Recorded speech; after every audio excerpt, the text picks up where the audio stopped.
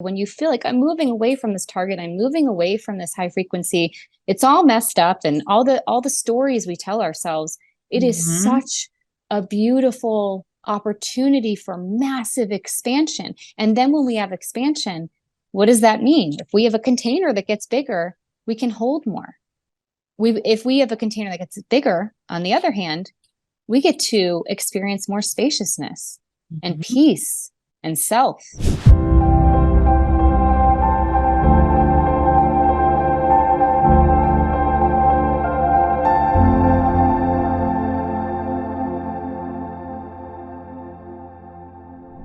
Hello, Thrivers. Welcome back to Thrive with Sharon podcast. I am Sharon Land, your host, and I am a licensed holistic psychotherapist, a best-selling author of The Healer's Journey, and a metaphysician.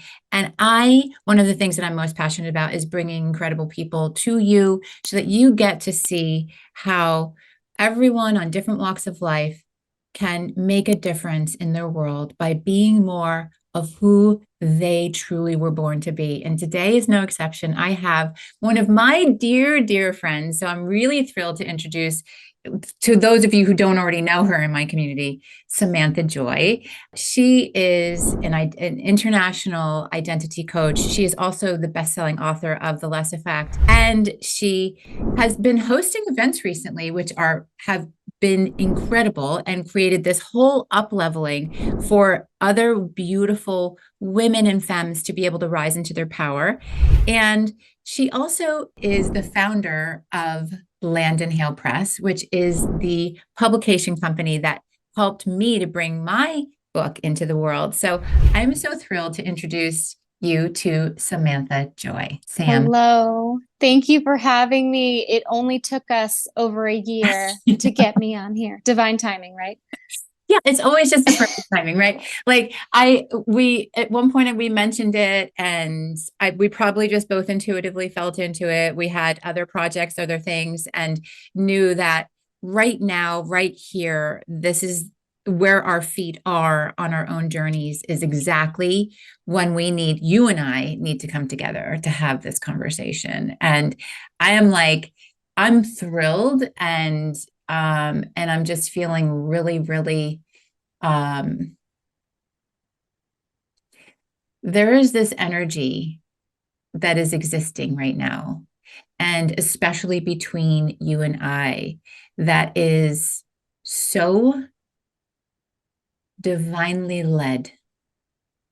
And I know for me what that experience is like, but I want, and many people know who are in the community understand like part of what my journey is, but I want people to know where you're at right now, right? Let's start with where we are now. And let's start with how it is that you're feeling that same kind of synchronistic, divinely led energy and what that's leading you into. Yes. I do want to mention, though, to one point of it's not that Sharon and I were apart doing things and so busy that we couldn't do the podcast. We were like on top of each other collaborating, and that we just didn't have room. We didn't have the room. We And just didn't do this. right. Yes. The we were doing other things. The timing is so divine right now because I feel as though the best metaphor I can come up with, and Sharon and I share lovely other women that we are in contact with. I was going to say many times a week. I believe that's a vast understatement. We are highly connected, highly plugged into each other, but it feels as though we have all decided this year, this moment, to meet at the front lines together. And Mm. whether that's through grief, through heartache, through what Sharon began calling, and now I'm jumping into slaying dragons, and something that I really want to touch on today because we're in the moment, and the moment is the point. I define it as the point where the decision has been made, and even if you haven't taken that step, you have already embodied the dragon slayer to do that. It's just a matter of time of when this is happening. And to have all you ladies, including you, Sharon, amazing, amazing Sharon Land, you all know And if you don't know, you better know. Better ask someone. Like to have you at the front lines of this and to be so, to be vulnerable in my own journey, because I believe, you know me, I'm a big encourager of that. And I like to embody that because it's my life's work. I am really at a point where I am her. I have made the decisions. The plans are in place. The warriors and goddesses are with me on the front lines, and we are ready to claim and own the freedom that we are so worthy of. And I don't mean to be woo-woo about it, but I think we all know those things that we have allowed to almost battle us. Like we're not even choosing to fight. We're just allowing it to exist as our status quo and allowing it to exist within our identity. And that's a no more for me. And miraculously, I have attracted other women to do that and to practice radical discernment, such as yourself, Sharon. Like so incredible, so inspiring, and just owning how worthy we all are, and that you can have that, feminine embodiment, and you can have that grace, and you can have that peace about you while also slaying. Can I swear on here? Is this? Oh, yeah. While also slaying the fucking dragons. Do you know what I mean? Yes. That's where I'm at. And I love that so much. And I love that you're sharing that. And I'm just so mindful of just like opening the door and allowing you to share whatever it is that you're willing to share, because you and I, and our beautiful, very, very close group. What's the group called? Tell us. The Elephant Parade. The Elephant Why is it called? Why is it called that? Yeah. Well, why don't you share that? You want me to? Okay. Yeah. So I'm not an expert with National Geographic by any means, but what I have learned about the elephants out there, the female elephants, they gather around another female elephant who has been injured or wounded or is threatened. They all come instinctively and gather around this one particular elephant. Mm-hmm. And I want to say, was this coined before or after the waves of grief that hit our group? It was before. It was before. Oh, I just got chills. Okay. Yeah. And we experienced quite a bit of grief, actual like physical loss of lives and loved ones, grief of the death of relationships, grief of lives we planned that went exactly the other direction. Yeah. And we've been able to do that for each other. And I could not be more grateful. Yeah. The timing of it was almost bizarre. It was divine. And it was, that's a better word. Definitely like an interceding, by so many different, I think spirit teams for sure. And, getting back to something that you said before, which like underscores the Elephant Parade, is that, right now where your feet are planted, you are embodied, right? You are embodied. You are her. You said, I am her. And many of us, I think, can really identify with that because, for hundreds and hundreds of years, right, we operated in a particular way.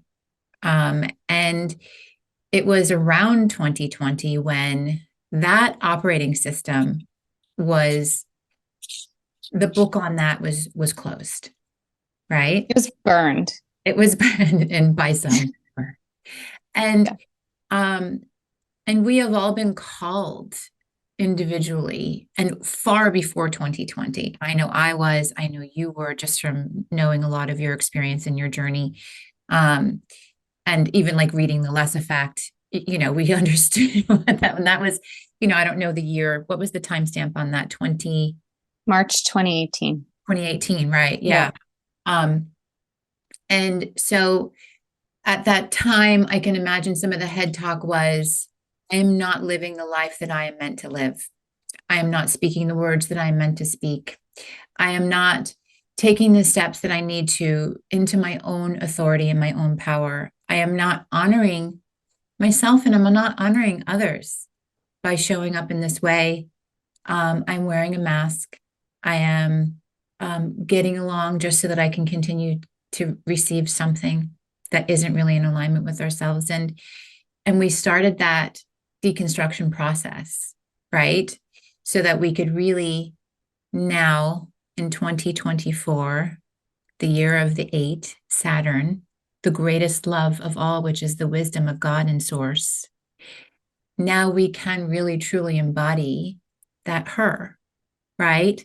And so being part of this elephant parade and this village and creating community and being part of community is also beautifully timed because all of us kind of had to be in our own tower to feel safe, to be able to come undone to the level that we had to, so that we could really be more of who we really truly are. And to be a witness to that with you has been profoundly beautiful and so sacred and so treasured. And it's one of those things that you can't manufacture it, right? It just happens. And who you are as part of that process makes the magic of the moment and makes the magic of the transformation and the rising happen in the way that it did. And so I'm just kind of giving you your flowers because, many of us, especially like speaking for myself, and there's someone else actually today, they just said it in a message in our group where they were just like, it's really hard to ask for help, right? And so for me, I've been fiercely independent. I'm a very, strong woman. I have dealt with a lot of pain in my life and I can do it, right? And one of the things that I said in the talk that we did at Christine Monroe, our fellow friend, Christine Monroe's event, was that like in a world that's hard, I no longer want to have to be strong. I want to be soft, right? And so, but you bring that softness. You've always brought that softness. You've always kind of brought you helped to model that. And sometimes it was like, for me, it was like, wow, okay, I'm not sure I'm ready for that, right? Like, but not in a bad way, right? No, But I'm honored. yeah, Honored. Yes, yeah. thank you. And so I love how you did show up, and I think we all sensed where our own barriers and challenges were in being able to really come together, but we all set the intention to ourselves and also at different times with one another of really realizing that this group, these 4 women, the 4 of us, right? Jamie McFadden, you, Samantha Joy, and Nicole Shaka, and myself. It's not really even about us right now. Like it's evolved beyond even us. It was always more than just about us, but it's evolved to more than it being just us. And it's so clear. And so we had to literally like strip ourselves of all of this stuff so that we could really allow it to be about this led mission, right? And it's still kind of morphing into whatever it is, but I love how you, Samantha Joy, right, SJ, showed up in that. And I want more people to see that. I want more people to see you for really who you truly are. And so tell me about the Dragon Slayer, SJ. Well, to come to this point, and thank you. Let me first thank you and mirror that totally back to you. I have to take a quick moment also because, for those listening, Sharon and I began very intimately and very deeply through her work of, through your book. And it was this decision. It was like this soul contract that we made. We made this soul contract the minute I could feel it. And it moved so rapidly. It was collapsing time. It was, and when I say that, it wasn't just my observation of your experience. It was my secondhand experience in your presence. And I mean, that's just a massive testament to the work that I do at all. It's like there's a publishing company, but it's at the very core, it's being able to be a witness to that experience of others and be so much better for it. And you did that for me. Like your decision to go deep in the book, not just write, you are in the clinical world, like technically, right? And you have a lot to share and a lot of info and data and all of that. But you knew right off the bat, I am so much more, and I need people to know, not for me, but for them. And your decision to do that impacted me directly. Yeah. And I'm like, she better wait. She better wait till this book is out, because I'm going to blast her everywhere. And I even think this morning, I will get to your question, I promise, but I do believe this morning in the Elephant Parade chat, I hope this is okay to bring up, but something about when you are a powerful woman, and I don't mean romantic, like platonically, whatever it is, relationally, there is a urge to covet that, right? And not share it. Am I right? Is that what you're speaking to? We are so blessed in that group because Sharon comes in hot and we're like, oh my God, like people have to pay for this. Like we get this for free. This is amazing. We get this amazing reflection, but there is that thing about you. And I don't mean to, simplify it. Thing is just such a massive understatement, but I knew this woman needs to be seen. And so she knows, I gently, lovingly just urged you in that direction, and you at one point fully opened and received and owned, and we're as a 3D human right now, like in this moment and in this experience on earth, like words, you can't put words on that experience. You can't. No. But we do have a beautiful book where you can understand the experience a bit more, and how deeply I was inspired and moved and personally healed through your decision to be that and to slay that dragon. The book was a dragon to be slayed in the best way. And so to back to your question, I mean, I will speak candidly that I am a single mother, and we'll start there. Okay.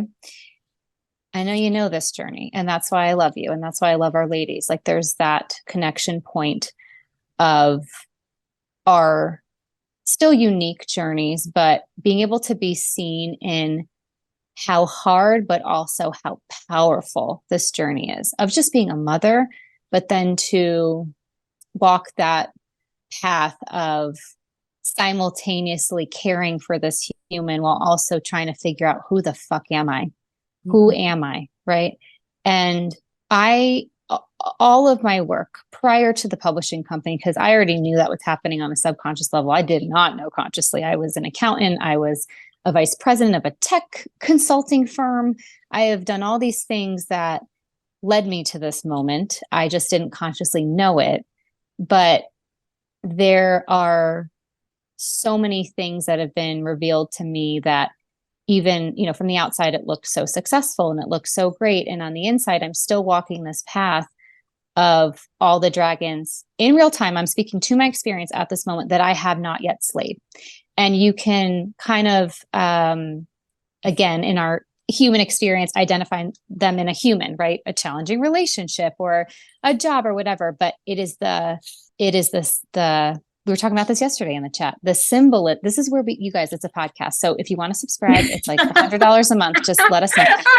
If you want to tap in and hack our chat. But it's the representation. Like these other humans we're in relationship with, where it's, traumatic and toxic or whatever it is that we're visually and physically experiencing, is this really just symbolic karma that we're here to, I don't think use is the right word, but alchemize to really break these chains of our past. And I mean past, like before we were even materialized into this form, right? And so for me, I am finally willingly excited to face what these things are in my life. And I don't mean to be cryptic, but I will say in my particular situation, I have a particular relationship that I have to face and I have to deal with. And it's so terrifying, and I'm so grateful. I'm so fucking grateful that I get to have these experiences, because Sharon, what's on the other side of that. Like, it is bliss. It is joy. I had a beautiful sound healing last night. And through my grief journey, which I will touch on in a moment, she said to me, sadness is a precursor to joy. And I believe the dragon slaying, precursor to joy, the fear, the doubt, the terror, the trauma. It's not to say that trauma will just go away when you slay that dragon, but you get to see yourself. You get to see a part of yourself and explore a part of your lineage that you maybe didn't even know you were holding on to. But you won't know until you take that leap. You won't know until you face the dragon in front of you. You don't know because you put it in a drawer, you put it on a shelf, you allowed part of yourself to be put on a shelf, right? And not you, but metaphorically, anyone collectively, right? And I was just reflecting on this last night where, the journey of the soul is one where we honor the depths of where we've reached in all lifetimes and the root of where we all come from. And the saying of like, we all have stardust, we're all made of stardust, like the soil that we once walked on is in our veins. And if we don't open the door and allow ourselves to take the things out of the drawer, we have no idea the richness of that soil. And we have no idea the level and depth of sacredness that we really embody. So even though it might be a matter of, I don't know, whatever the task is, right, that we avoid, and we all have those moments, right? And we all have those tasks. That is your medicine. And so to be a witness to you, because we can all say, like, I told you last year you had to do X, Y, Z, but that's where like your reflection of karma, your karmic, and to me, karma is just a soul's opportunity for growth, right? And that's where like divine timing, alignment, healing coming from safe emotional spaces and physical spaces, right? Not forcing things, and allowing yourself to be patient and watching the other individual be patient and keep asking and querying to the universe, like, is it now? Is it time? Is it now? Is it time?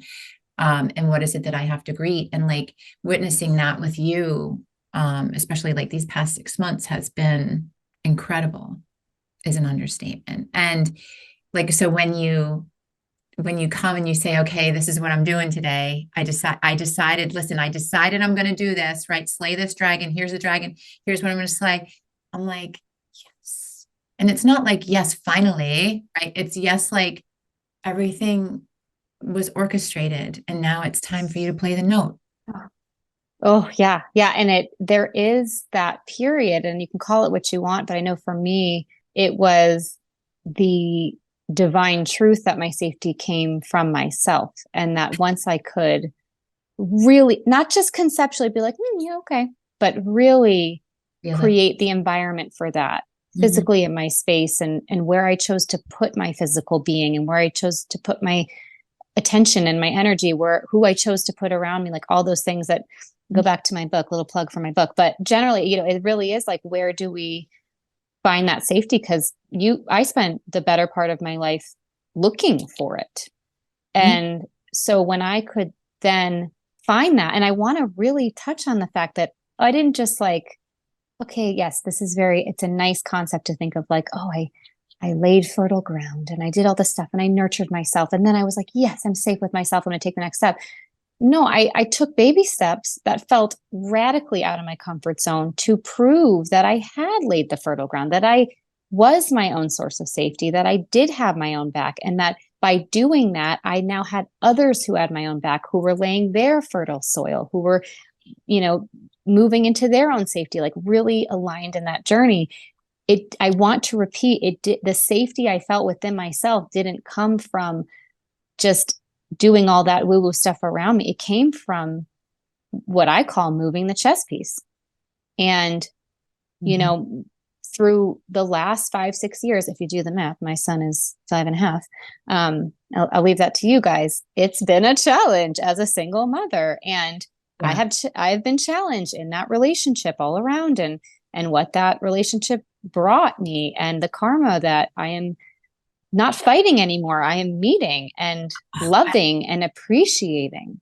Love, love, love this part of your journey, because it's beautiful. And, you know, your reference to, you know, greeting things and testing things out and whatever, I also, want to kind of like reflect that part of what I witnessed is that you were always very, very good at making sure that whoever was in front of you was super, super comfy, right? Yeah, like, that sounds like me. You were disarming, right? You would disarm, you were constantly, you were like a bomb squad everywhere you went, right? You were disarming everybody else's bombs all of the time. And that was how you tried to find your safety, right? Yes.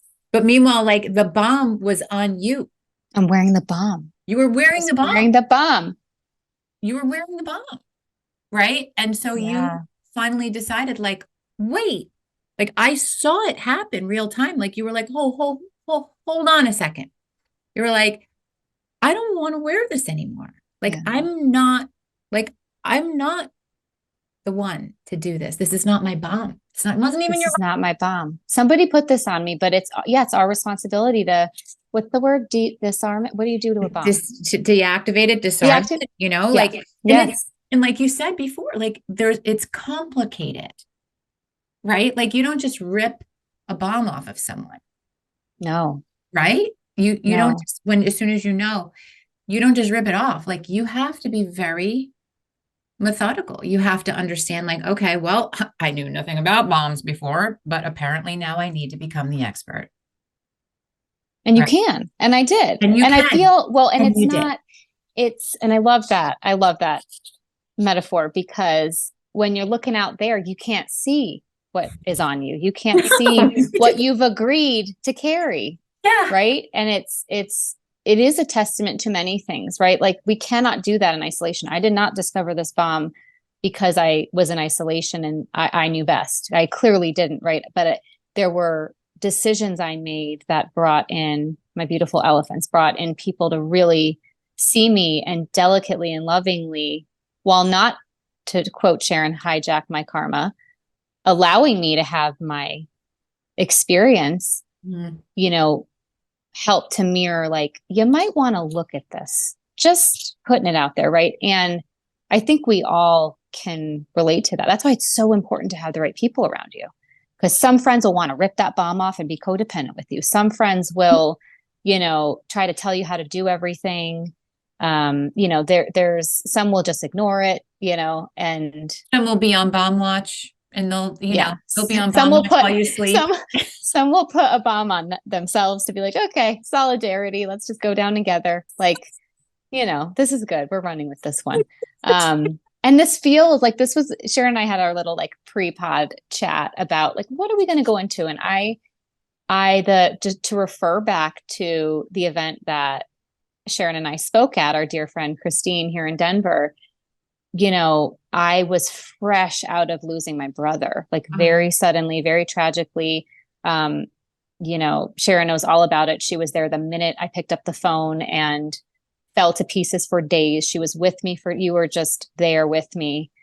And I decided, month and change later, I would still show up and be on this panel. And, you know, part of my dragon slaying recipe, even to get to that point, is the question, like, constantly questioning to myself, well, what would it look like? And in this specific instance, what would it look like if I showed up in my grief? And I don't mean, yes, I wore all black. That's true. Yes, I did. But what I mean is, what would it look like if someone asked me how I was doing and I was honest? What would it look like if I got on stage and I allowed grief to be powerful, and I allowed darkness to be power, and I Mhm. allowed it to be inspiring and motivating. Like, what would that look like? And I will tell you, that was so fucking freeing. That was the first time I had really just been perfectly honest. And it was, I think in theory, you would think, oh, that's weak. Don't let it happen, whatever. But I got to keep my flow. I got to keep my truth. I got to hear back from so many women after that, texting me, Mhm. DMing me saying, I'm not okay either. And thank you so much. And I'm like, this is so beautiful. And yet we're not weak at all in this. We are stronger now. And, Sharon, I have to touch on something because this blew me wide open. I had a very profound experience in the audience when you were there, if you don't mind me Oh touching on yeah. that. Yeah. But there's some that I haven't like opened up to you about yet because it's just I'm still reeling from that. There's so many layers that keep showing themselves. And you had, I'm not going to say it as beautiful as you. Can you please say for our audience the word? You know what word? Can you just say it? So you're referring to when I was You leading you used everyone a through word. healing. You used a word that we all know, and you asked everyone, what does it mean to you? The word, Oh, guru. but say it really like pretty. Guru. Yes, I can't say it like that. So guru. Sharon, you go into this beautiful thing, and I'm sure you've spoken about this on the podcast, but I think it's very Mm. much worth revisiting of, can you just quickly unpack that? Because then Yeah. you literally blew me wide open after this. Oh, wow. Okay, good. I'm glad. Because we're talking Makes about my heart darkness, so that yeah, makes my heart so happy. yeah. Um, so so many of us set out, so the foundation of all of this is that many of us set out to live in our own self-mastery, right? And we all think that our level of self-mastery is one of almost like chasing perfection, right? Everything, like even when we think about utilizing our intuition, we are looking for validation that our intuition is um, right, right? So my intuition tells me that I should, you know, I don't know, do whatever it is because it's right. It's going to give me that instant gratification or pleasure or validation of me being on the right path. But really, what intuition is it allows us to tap into what our next just right step is, right? And so this quest of personal development and transformational space and self mastery and self-help and all of the things, it really focuses so much on the light, right? It Yeah. focuses so much on the positivity, on the all of the shiny things, which we are absolutely, we are beautiful, glimmering, glistening, gorgeous, fractal light, right? But if we didn't have the dark, then we wouldn't see the light, we would be blinded, right? So really, for me, the the mastering of self is to become your own guru, right? Which is the master of the dark and the light, which is making peace with, not controlling or changing the darkness. But We that's literally what it means, guru.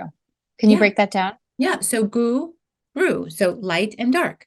Basically, a guru, right, is not someone up there, right, who is this better person than you, this wise one or whatever, although they are in the fact that they're representing the fact that they're at peace with all and any things, right? And so our job is not to, in my opinion, like our job is not to be here to only be the light. We are here to represent the the harmony that we not it's not even balance, but it's harmony, it's peace with the existence of all, and that all brings us true life. And if we're only focusing on, I don't want to hear the bad things, I don't want to talk about the bad things, I don't want to talk about division, I don't want to talk about the fact that you're different, I want to talk about these things, whatever it is, like if we don't allow ourselves to be curious and really embrace and allow ourselves to live and feel in those spaces and places, then we're losing half of the opportunity of what life has to offer. Right. Mm, so And good. so, yeah, like let life move through you. Let life move through you. Someone just yesterday said, they were having a hard day. They were crying. They were thinking bad thoughts. They, like because they were missing someone and whatever. And they said, but I'm okay now because I'm happy. And I thought, but so basically what you're saying is the only time you're going to be at peace is when you're feeling good feelings or when Oh, bad feelings, right? so good. So I'm wondering what that meant to you in that moment. Okay. Thank you for teeing me up. Yeah. I am here for this.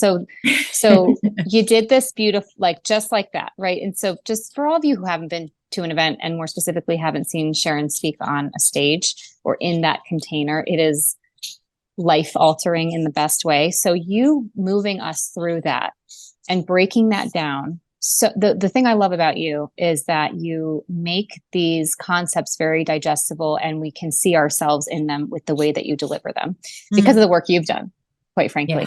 Yeah. And so for me, the next day, for any of you listening, do you remember that moment where you take a shower and a thought enters and then you have to just like, you take a really long one, then you get out and you're then like sitting in your towel on your bed and you're just like, you have to be with it, right? I'm letting that flow through me in that moment. So the day after, I had this thought of that striving for perfection, that light, or I went through this hard thing so I could get to the light, when it's all part of the experience within you, the harmony, all days, always, like it's just the way it is. And I am going to try to articulate again. I sometimes I wish I could just bust out of this physical form because I'm like, this is not going to do it justice, but it had me thinking that, and you all might not be able to see me because you're listening, but I want you to imagine you have your hand like up by your head and you're marking a level and you're up here. We'll say, when you say you're up here, the gesture you make, and you're up here and things are good. And then something comes out of nowhere. And this is your marker. You want to stay up here, but you're going down. Like the other hand, you're going to take your other hand and you're going down, and you feel like with everything that happens, depending on the level of trauma it brings or pain or suffering, it's low, right? And it's bringing you low and bringing you low. And our minds conceptually think, oh, we're getting further away from that light, that standard, that energy, that high. We're always talking about high frequency beings. We have to be high frequency, right? That's a whole nother talk, but so intricately related, where every time we have a low, we are literally going low, and we understand that and perceive it as we're getting further away from the target. And so I'm sitting there, Sharon, this is all because of you. You cracked this open, and I'm doing this. Like, if for those of you watching on wherever YouTube, great, you can see me. I'm literally in my hair is wet. I'm in my towel, and I'm like, oh yeah, okay. And I'm doing this with my body, and my left hand's going lower and lower, and I'm thinking about everything I've been in and how far away I'm getting. And I want to ask you, because this is what came to me, and I want to ask you all, like, when you're doing this and you're seeing your hands get further apart, and you imagine two things that aren't related, aren't good, aren't aligned. What do you call that when you move further away? Separation. Disconnection. But when they're two things, the way that you described it, two things that are so intricately, divinely necessary for each other, that move further and further away, what is that? It's expansion. Yeah. It's expansion. Right. And the point of that whole thing that you cracked me wide open about is that they say you got to go really low to go really high. Really, what people are saying is that is your divine expansion of this experience. Yeah. And that is how necessary the dark is. So when you feel like I'm moving away from this target, I'm moving away from this high frequency, it's all messed up, and all the stories we tell ourselves, it is such a beautiful opportunity for massive expansion. And then when we have expansion, what does that mean? If we have a container that gets bigger, we can hold more. If we have a container that gets bigger, on the other hand, we get to experience more spaciousness and peace and self. If we protect our heart because we don't want to change how our heart feels, then our heart will only stay the size that it is in its source of protection. But if we allow our heart to be broken, it breaks wide open. And every time it breaks, it expands, right? And I love the Yes. fact that happened. And I'm also like, as a side note, I don't even want to say this because I have another point that I want to make that's important, but like, cold in your house, Sam. It's really cold in your house. How could you sit on your towel? Because I don't know. I'm almost 40. Something's You're, going on. you're Something's cooking exactly. in I'm the like, hormones. and so meanwhile, like I sit next to a heater all of the time. I'm literally like laying next to my. Wait, are you like Pitta, Vita, Vata? What are these things? What am I? I'm Pitta. I knew it. I knew it. Yeah. I could feel it. I can't remember. Is Vasa one? Vata, that's air. Vata. I think Yeah. that's me. No. Oh, is it the elements? So what am I if I'm Yeah. water?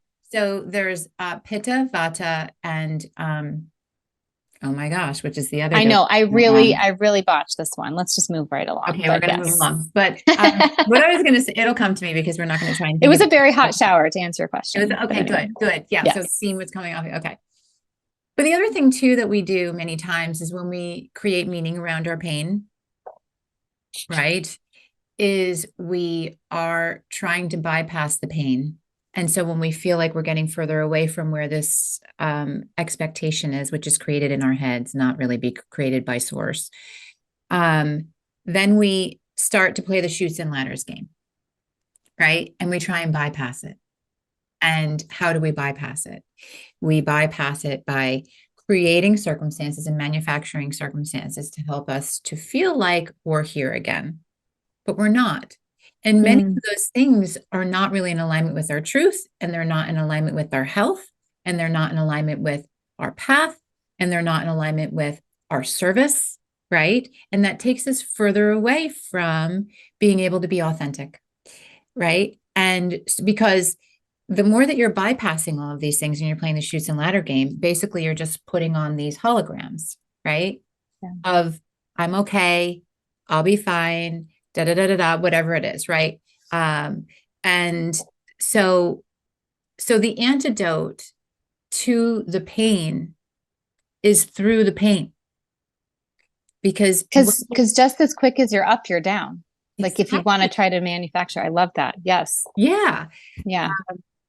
The answers are in the pain too. I mean, don't bypass that. Oh my God. You're just robbing yourself. And it's been prophetic to for all of us to share in our own pain and discomfort. And it's interesting. It takes a special kind of a human to be able to sit with someone else's pain and try to not create meaning around it. Oh, well, comparing pain, right? Their pain isn't as bad as mine. Or shaming someone because they made a mistake and now they're in pain, right?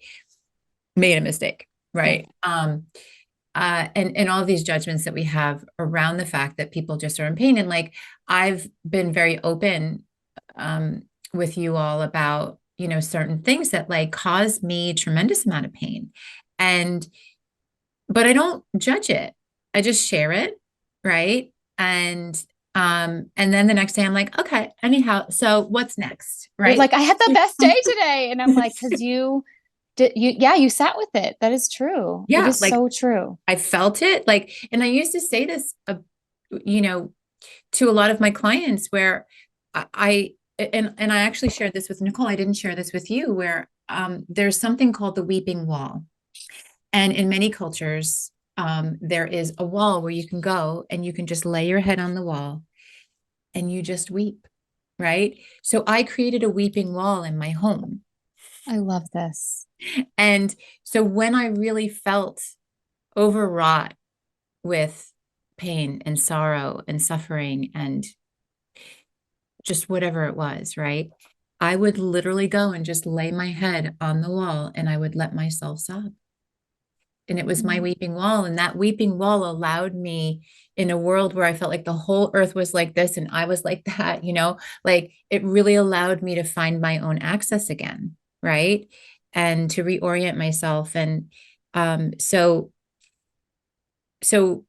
that's not to say that you always need to cry. It's not to say that but it's okay. It's okay to allow something to move through you and create the physical manifestation of what the intangible aspect of the experience is, right? And um, so for me as a healer, for me as a therapist, for me as a human who has been round and round and round in transformation and know that for the next 50 years I'm going to be doing the same thing, like it's nice to see that people don't fight it and they don't try and control it anymore, right? They don't try and like push it out like I can't, I don't want to. It's a, like I say it's like the bridge with the skull and crossbones in front of it, like Yeah. don't cross this, right? Like because then it's gonna be bad. Meanwhile, it's like paradise over there, and like no one Yeah, wants you to know. right. And Yeah. everybody wants you to know, but like you yourself don't want to know, Well, yeah, that's right? true.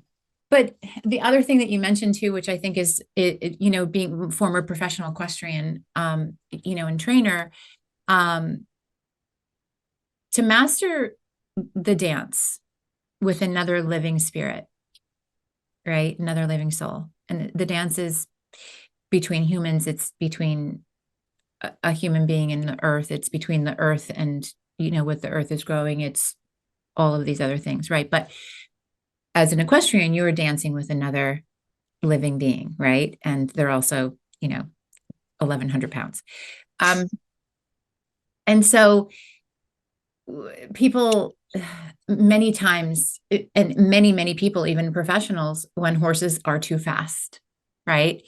They put on, stronger bits and bigger bridles and martingales to hold their heads down and side reins and all of this stuff, right? To try and like keep them and create the power to keep them slow, right? Um, but for me, in order to go slow, you have to master going fast. And in order to go fast, you have to master going slow. And so you have to be able to experience and embody the dance of two coming together at the same rhythm and pace, so that then you can literally like twirl through life, right? And do it in a very energetically communicative way where then you're not forcing anymore, right? So it's just quantum metaphysics, it's all of the things, but most importantly, it's part of our life's experiences, right? And when we want our pain to go away, we have to master being in the pain so that we can experience the joy, right? As The the Sandler dance. said last night, right? So it's been such a profound experience to be able to, as a friend, right? Part of my challenge in this type of dynamic in our relationships, like with the four of us, is to not come into my role, my professional role, because that's easy. But that's not what I'm here for. Part of my karmic journey is to be able to just be with and share with and allow myself, because if I put myself in that position, then I am now ridding myself of the opportunity of having a friend, which I very much need, right? So I I'm so mindful about that in our own like containers, right? And that's why I'm also so happy and open to receive, because it's not just about like me wanting something, it's about me knowing that this is part of my karmic journey. And I know that all of us on certain levels, and probably many people in who are listening right now, are shaking their head like, oh yeah, right? It is not, it's so easy to go to our strength, but our Yes. strength is the thing that helped us to survive, and it's a skill and we can benefit. That's why it's strong, because that's the thing we always resort to. That is very true. Right. Yeah. But to allow ourselves to just kind of like be held in these like messy types of situations, and like and put the main thing as the main thing, which is connection and friendship and village, And right? I want to speak to, because I feel like this beautifully segues into you as a clinician, as someone who does have the qualifications, as someone who understands the human condition more than your average Joe or average Jane. Like you still have that lens because you have that knowledge. But for you to allow that container to evolve with you as a participant in that way, I do not take lightly. That is a Yeah. massive honor, because the safety, again, to go back to that, that needs to be both collectively fostered, but really it's collectively fostered by our own individual fostering of that safety. I think I've just watched this unfold between us. Like, it's such a mindful partnership between us. And So conscious. it's so conscious Yeah. and it's so imperfect and it gets messy. Like, we bring our own little messes, but there's a trust that we are also, you know, after it rains, we're doing the yard work. Like, we're individually doing that. And are we perfect? Absolutely not. Are we conscious enough where we, like, you still bring your directness to our partnership and to Oh, our, yeah. and I say that not meaning like, oh, it's so harsh. I say that as it's so love. It's love. Yeah.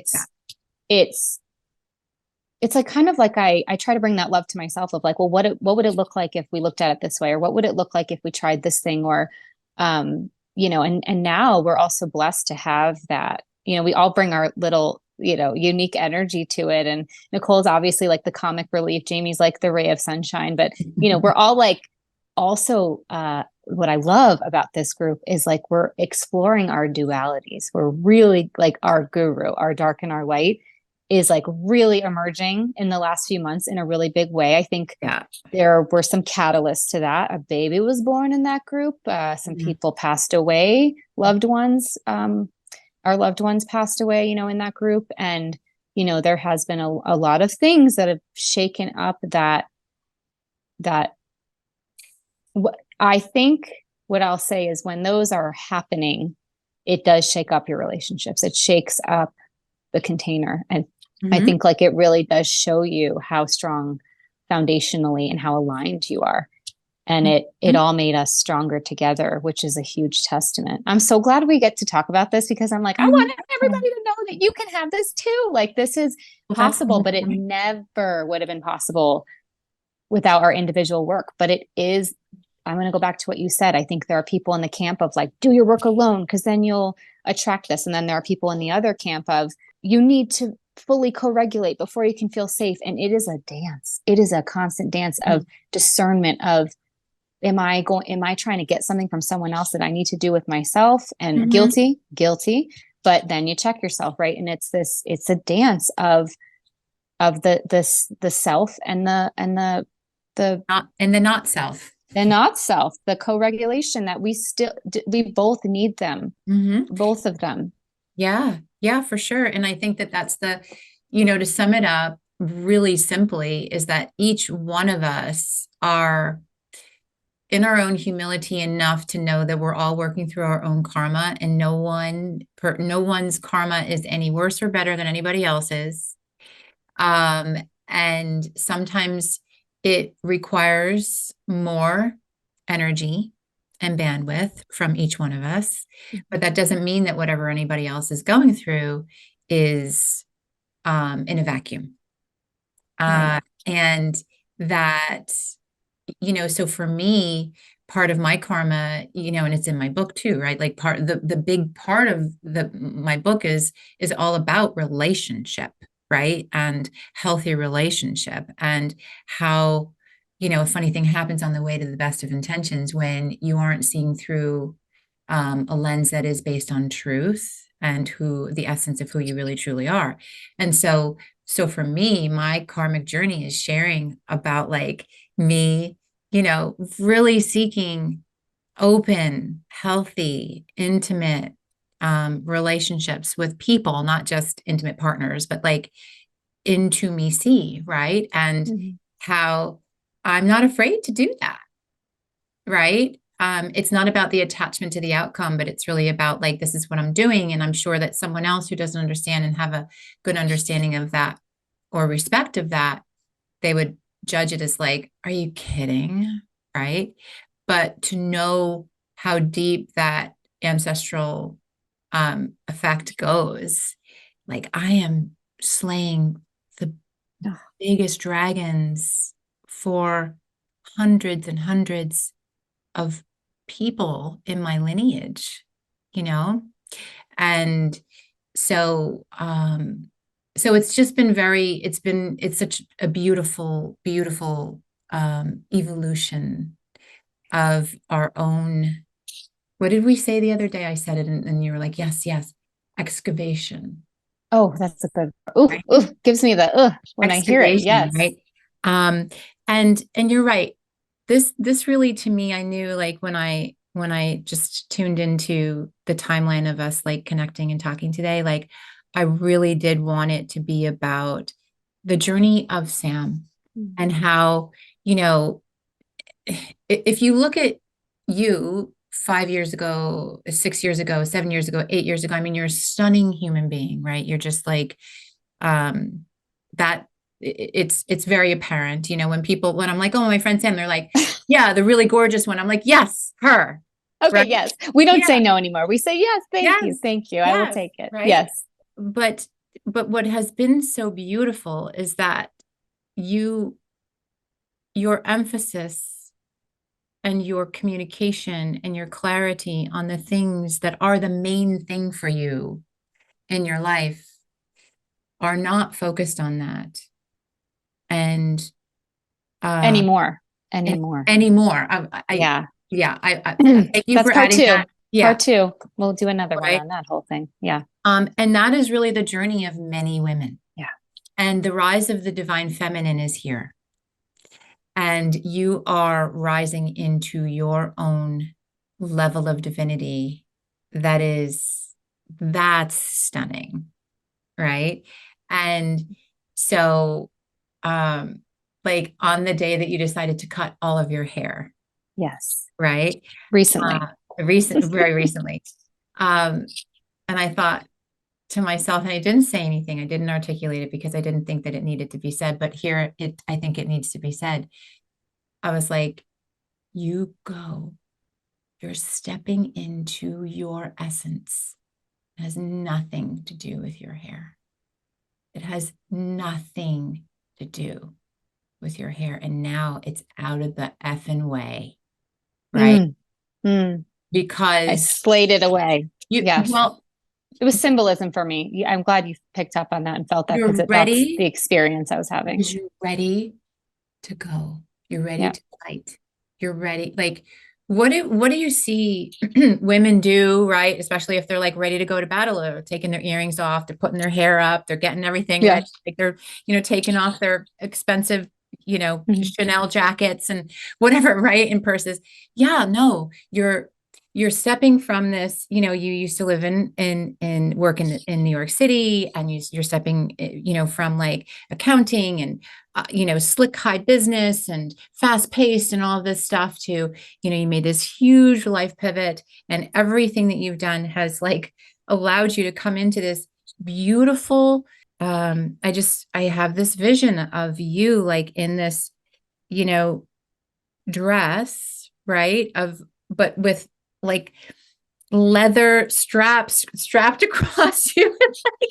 All Wait, of what color's the dress? Because your I also have survival. a vision. I have a Yeah. vision. What color comes to It's mind? I'm it's curious. actually it's like an emerald green with Oh, okay. white and Okay. like some like very um thin but dark blue like tooling over it, and it's just Yeah. beautiful. And Soft yet strong is what soft I yet got from strong. you. Yes. Yes. Hmm. So you're really doing an incredible job. And, you know, just to touch real briefly before we end, the Fempowered event last year was in 2023 was so beautiful. It was for your first major, big, big, big event at that level, to that caliber. It was stunning on so many different levels. The attention to detail was incredible. And whatever's coming this year, I know it's percolating. I know you're just like, it's not, Oh. it's percolating. It's I coming. I Coming in cannot hot. wait. I cannot wait to see how you step into this power and how you step into this glory for yourself. And I want to encourage people because there's so many takeaways from today, but I want to encourage people. The metaphor for me is that, one of the things that helped create some sustenance for you as you were moving through and journeying through a lot of your own dragon slaying was, the publishing company. you created something that allowed other people to have a voice of, the voice to the voiceless, the ability to hold space for people to be able to really create something that can't be manipulated. The words can't be manipulated. They can't be misconstrued. They can't be, like, it's in the word, the written word, right? And so I want people's takeaway at this point to be, you know, the evolution of self is one where you go on different discoveries and creations, but it doesn't mean that that's the creation that you need to always then have to monitor and keep time on. It is that creation that helps the evolution of others, that then leads you to the next level and the next step. And so if people haven't felt it today, like I know I surely feel it, that all that you have is a wonderful substance and foundation for you. And she is just getting started. Oh, well, you do know, you're in the chat, but yes, it is. And this isn't, this whole dragon slaying thing, that's even a dance. And I want everyone to just recognize that it isn't necessarily this very violent thing. No. It's this dance of, I love you and you got to go. And I need to move forward. I need to be free. And you need to be free. Whatever your demon, your dragon is, they need to be free. Mm-hmm. And the responsibility that we have to make that happen, we can go find it in a bottle. We can go find it in a lover. We can go find it in a distraction of any sort. There are many in this Western world to do that. It is designed to do that. And it is a bold choice to not do that and to face these things. And you think your freedom's out there, maybe for a night, maybe for a week, maybe for a vacation. It will be back. Mm-hmm. And they are training for this. And the question is, are you? And it's time. And I got my ladies on the front line, and it's not because they're going to battle my dragon. It's because they're there for support, battling theirs. That's how I am being supported right now, is our collective choice to individually be her and to individually show up in this way. Mm-hmm. And when you have that, that is true freedom. That is true peace. Not someone coming in to save you, not the expectation of that, not escaping it, not distracting. And you'll know when you arrive in that. You will know. And I can confidently say it has not been until very recently for me that I have arrived in that I can think of the thoughts that used to absolutely paralyze me. Yeah. And she's still there. There's still Mm-hmm. access to that if I want it. It didn't go away. It's how I move through it. It's how I shift myself back into the reality that I've boldly created. Back to your point of creation, right? What are you creating? Mm-hmm. And this will not happen overnight, and it absolutely won't happen in isolation. Like, there needs to be a trust. There needs to be a movement of that chess piece, as I say, is I've always been that person waiting to see their move so I could make my move, and person, thing, opportunity, circumstance, call it whatever you want. But, dating, choose me, like years ago, like there was a lot of like, let me respond once I see what you do. And so I was responding to external factors all the time. And that learned behavior from when I was young, because that's what kept me safe, made sense at the time. But that learned behavior became my identity and became my self-worth and my sense of self. And so sometimes the dragon you slay is that bitch. You know what I mean? Yeah, that's right. That's right. And it's really about the stories and the grooming and all of these things that are not self that really we're slaying, because what's underneath all of that is the true essence of self, which is to thrive and to live and to be in joy and in peace and to bring heaven on earth, right? So if you're suffering, you're not bringing it, right? And we all get in our own unique way to be able to do that. But Sam, I'm so grateful for you to come today and chat and allow other people to hear more of what goes on in that beautiful mind of yours and in that heart of yours. And I just also want to publicly say thank you for sharing yourself and your son with me. It's He just loves you. joy. I love him so You're much. his share bear. I That's why I call you that now. He started it. He's like, "Where's Share Bear?" and Oh, loves yeah, you deeply. I love him too. We were communicating very early on in this whole journey, and that's been such a beautiful thing. So and for everyone that's listening, Sam can be found on Instagram under I the am. I, Oh, I am I Samantha Joy. am Samantha Joy. Yes, I am Samantha Joy. And you You can follow the publishing company as well if you're interested. That is Landon Hail, Hail Press, Landon Hail Press. That's my Yep. baby, Landon Hail. Yep. And then same website under the same name, Landon Hail Press, Yep. and The Less Effect also, correct? Yes. Mm-hmm. Yeah. That's Uh, the book. and that's the book. And that's a wrap for today. I want to thank everyone for being part of this beautiful discussion. It was such a joy and such a thrill to have SJ here today. And I hope that you follow her. And if you have a book on your heart, definitely reach out to her and set up a call to see if it's a good match. And until the next time, find a little bit more peace in your life by allowing yourself to create more of who you are and who you're meant to be. And we look forward to all of your comments, and we will see you soon.